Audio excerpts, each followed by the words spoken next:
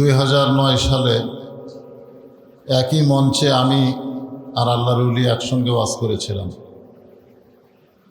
এমন একটা সময় হয়ে গেল যে আমি ওয়াজ করতেছিলাম, ঠিক সেই সময়ে হুজুর মঞ্চে আসলেন।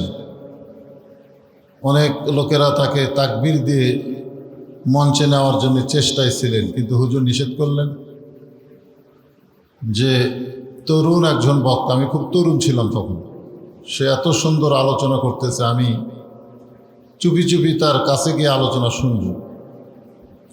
আমি আলোচনা করতেই ছিলাম, হঠাৎ আমি আমার ডান দিকে তাকাই দেখি হুজুর বসে আছে। আমি আশ্চর্য হয়ে গেলাম যে হুজুর মঞ্চে আসলেন, অথচ আমাকে জানানো হলো না। পরে শুনলাম হুজুরই নিষেধ করেছিলেন। যাই হোক, উনি বসে বসে 15 মিনিট পর্যন্ত আমার আলোচনা